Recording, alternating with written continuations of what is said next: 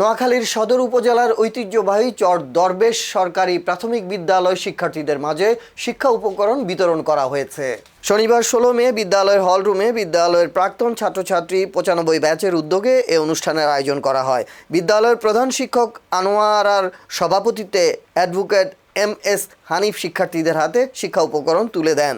অনুষ্ঠানে আরও উপস্থিত ছিলেন প্রভাষক নাইমুর রহমান, সমাজসেবক আসগর হোসেন, উত্তর ও আবদা বাজার আদর্শ ব্যবসায়ী সমিতির সভাপতি ও সাউথ বাংলা হসপিটালের উপব্যবস্থাপনা পরিচালক নূর মোহাম্মদ, বিদ্যালয়ের দাতা সদস্য ইব্রাহিম খলিল ও নাসিরউদ্দিন রকি সহ আরও অনেকে।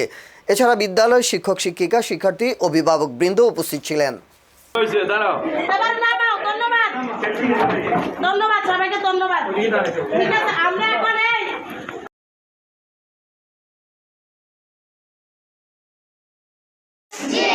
আমরা সবাই অনেক খুশি না এই খাতা কলম দেওয়াতে।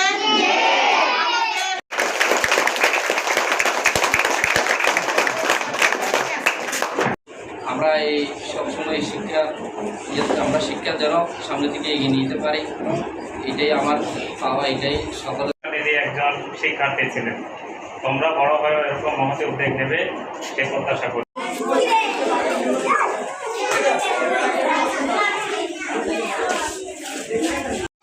তোমাদের ছুটি, কালকে 1-2 ক্লাস হবে। যাও যাও যাও, দ্রুত দ্রুত যাও, সবাই দ্রুত যাও, দ্রুত আসো, দ্রুত আসো, যাও যাও,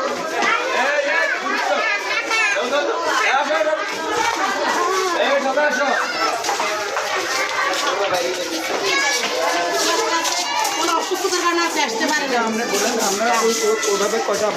কি দিব, কিন্তু মেধাভিত্তিক পুরস্কার থাকবে, রেজাল্টও তবে মার্ক 80-র উপরে মার্ক পাইতে হবে।